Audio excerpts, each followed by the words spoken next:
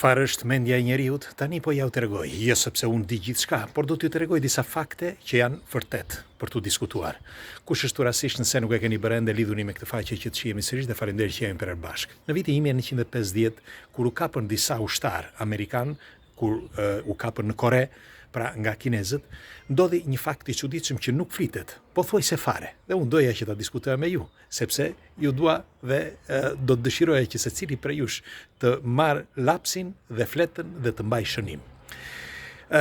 Ndodhi diçka që nuk flitet shumë dhe që flitet, përveç se flitet pak, por u bën eksperimente të tjera, më vonë nga amerikanët, pastaj sepse i kishin bërë kinezët më përpara. Pra kinezët e dinin shumë mirë që nuk kishte nevojë që ti të injektosh diçka në mendjen apo në trurin, apo ndoshta edhe në trupin e njeriut për ta bërë atë që të ndryshoj mendim, ose ti të ndryshosh ADN-n e tij. Nuk ka asnjë vlerë. Por ti duhet të ndryshosh mendjen. Në qoftë se ndryshon mendjen, në qoftë se kontrollon mendjen, ti ke kontrolluar çdo gjë dhe ke bër atë që se ka bërë kush. Pra njerëzimi sot po merr informacione ose po ndryshon mendimin e tij ose perceptimin në bazë të disa kritereve të vendosura nga dikush, pra një program i caktuar. Nuk e di po më kuptoni apo jo.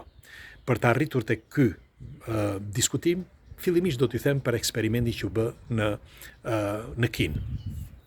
Kinezët e dinin shumë mirë këtë dhe çfarë bën? Morën ushtarët që kapën, të gjithë ushtarët amerikanë që u kapën, çuditërisht kur i lanë të lirë, pra i lanë që të shkonin në Amerikë sepse i lanë në fund fare, kur ata që mbijetuan, i lanë të lirë dhe që të gjithë këta filluan që të denonconin shtetin amerikan. E dëgjohet mirë, denoncuan shtetin e vet. Ishin ushtarët nga më të mirë. Bile njëri për tyre, një tip Frank i quajtur, që ishte një nga pilotët më të rëndësishëm, ai ishte kaq i bindur në mendje sa që tha që kishte hedhur lëndë biologjike, me një fjalë toksike, në shtetet, jo vetëm në Kore, por edhe shtetet tjera. Pra e bindën kaq shumë psikologjikisht që ai kishte bërë një akt të tillë, por nuk ishte e vërtet. Dhe e dini se çfarë bën kinezët? Tërkohën, pra për muaj të tërë, nuk bën gjë tjetër, sepse zgjati jo më shumë se disa muaj, një vit po thuaj, morën që të gjithë këta të burgosurit dhe çfarë bënin? U bënin lavazh truri, pra psikologjik, i linin pa gjumë, nuk i torturuan as edhe një ditë dhe as njërin prej tyre, por veç u bënin torturë mendore. Pra i ngrinin për shembull në mëngjes herët, nuk flinin gjumë, që të ishin sa më shumë të dërmuar fizikisht, sepse kur dërmohesh fizikisht truri fillon që të ndihmoj trupin dhe nuk ka reflekse të 100%, pra reflekset e trurit ngadalsohen dhe kinezët këtë e dinin. Pra truri, impulset, vibrimit e trurit shkojnë nëpër nerva dhe ndihmojnë trupin që të ringjallet, të marrë veten, sepse është i lodhur. Është i lodhur nga pagjumësia, është i lodhur nga mosngrënia etj. Etj. Të gjitha këto bënin që të ishte, me një fjalë, jo në maksimum, por të funksiononte rreth 50% truri i tyre, pra i këtyre të burgosurve ose të kapurve. Dhe në atë moment fillonin dhe ju u flisnin. Dhe veç u flisnin. Thoshin lufta nuk është mirë që të bëhet.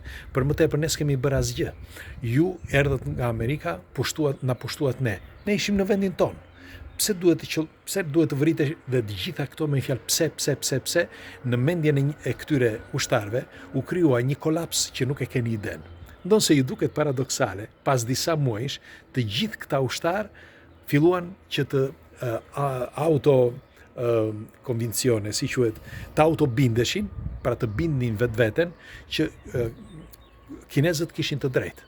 Po, dhe kur i lanë të lirë, pasi ishin të bindur kinezët, që këta do të bënin atë që kishin ndërmend kinezët, kur u kthyen në Amerikë, bën atë që s'ishte bërë kurrë. Pra denoncuan vetë ushtrinë amerikane, denoncuan vetveten, denoncuan Amerikën. Gjë që nuk ishte ndodhur asnjëherë dhe asnjëherë nuk flitet deri tani. Pse? Sepse kjo tregon forcën e mendjes ose forcën e fjalës, forcën e dedikimit. Pra kjo do të thotë kontrolli jo vetëm i mendjes, por kontrolli i informacionit. Kontrolli unë të bëj ty tani që ju të thoni atë që dua unë, për shembull, okay? Tani le ta marrim holl. Ne çfarë bëjmë këtu në këto diskutimet e përbashkëta? Ne unë ngacmoj mendimin tuaj. Ngacmoj mendimin tuaj ndes shkëndijën për informacione. Dhe ju, përveç se informoheni këtu ku jemi nga informacioni që unë jap, ju shkoni dhe kërkoni. Dhe informoheni edhe më tej. Dhe kjo bën që ju të informoheni më shumë. Dhe në këtë dritare, në mendjen tuaj, është që po shkoj tek kanali Nadir Murs për t'u informuar. Pra në mendjen e të gjithë, ndaj them unë gjithmonë informohemi, dhe ju falenderoj që jemi për bashkë. Pra nuk kam bërë gjë tjetër, veç se kam hapur një dritare ku njerëzit të informohen dhe unë dhe të shkëndijën dhe ju informoheni. Pra, në qoftë se do të ishte anasjelltas, në qoftë se do të ishte për shembull si bën ata që përgatiten në Rusi, për shembull që duhet ta dini, killerat më të mëdhenj përgatiten në Rusi. Me një fjalë, që në mëngjes i ngrihen nga gjumi, shkojnë, u hedhin ujë, i ngrihen nga gjumi çuna të rinj, 14, 15 vjeç, 20 vjeç. Dhe për vite me radhë, i ngrihen nga gjumi, u hedhin ujë, të ftohtë, fillojnë bëjnë gjimnastik me grushta mes njëri tjetrit, ikin vrap, pastaj fillojnë u tregojnë, u vën një televizor përpara si vrasin njërin apo tjetrin, si vret njëri sa i shpejt është njëri dhe sa tjetri, pra vetëm vrasje, sepse këta janë të detyruar që të përgatiten pikërisht për këtë, pra të përgatiten si vrasës. Dhe ata, kur dalin në jetë, në mendjen e tyre, ti thua i çfarë të duash, ata janë të destinuar të jenë killera.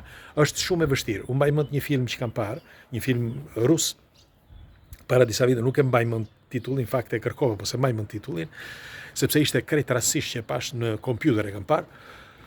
Mbaj mend që kisha po udhëtoja dhe e kisha shkarkuar. Dhe po thoshja që pash këtë film që tregonte për një që u dashurua me një vajzë, shkoi për të vrarë një vajzë, ishte i KGB-s ky, shkoi që të vriste një vajzë, ndoshta ju e keni parë, ma thoni nëse, shkoi për të vrarë një vajzë dhe ate kishin bombarduar në trurin e tij që ai vetëm duhet të vriste. Kur shkoi te kjo vajzë, kjo me një fjalë e njohu pa ishin në aeroport. Dhe kësaj i ra diçka, ati i ra diçka nga dora. Dhe kjo e mori dhe ja dha në dorë. Dhe shumë e qetë, shumë dhe pastaj i tha, hajde tha pim një kafe bashk, me një fjalë njeri i mirë. Dhe ai i tha, po mirë, tha, çfarë ka ndodhur me ty, tha, edhe e pyeti, që ishte vërteta, ata donin ta eliminonin, jo për nënën e saj, por donin ta eliminonin për arsye të tjera, me një fjalë politike, që i kishin dhënë urdhër këtij djalit ta bënte. Dhe ky në fund fare, jo vetëm që nuk e vrau, por vrau veten, se nuk arrinte dot. Me fjalë kaq e fortë ishte në mendjen e tij dhe i tha asaj, më mirë të vras veten, tha, sepse unë e di tha që një ditë do të vras. Sepse jetuan për një kohë, jo bashk, po kështu herë takoheshin. Pra, ç'do të thotë kjo? Që mendja është, me fjalë ti sot kontrollin që po e bëjnë, e kanë bërë dhe vazhdojnë ta bëjnë, vetëm nëpërmjet informacionit ose një programi të përcaktuar. Është e vërtet kjo, nuk janë përralla këto.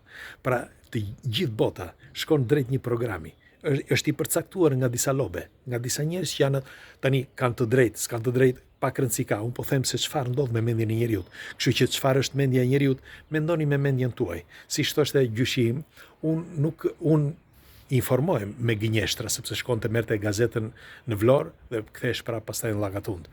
Dhe thoshte unë dua t'i marr këto gazeta, sepse duhet t'i lexoj. Dhe i thoshin shokët, po ti pse duhet t'i lexosh nëse janë gënjeshtra? Sepse unë duhet t'i informoj me gënjeshtra, që të kuptoj se çfarë ndodh pas gënjeshtrave. Pra, siç ju, dikush prej jush që shikon diçka në televizor dhe thotë jo, nuk është kështu, është diçka tjetër, sepse ju e paramendoni që nuk është ashtu. Pra, mendja është e para një që është thelbi i ekzistencës së njeriu, të secilit prej nesh, por tjetra është mund të programohet në bazë të informacioneve. Nëse ju do të jetoni për shembull në Amerikë, do të jetoni në Afrikë apo në Kinë, si do të ishte? Do të ishte ndryshe në Kinë, ndryshe në Amerikë dhe ndryshe në Afrikë. Kështu që i jepni shkak mendjes suaj që të informohet. Ky është mesazhi që unë duhet t'jap, ju përqafoj, kalofsh një ditë bukur.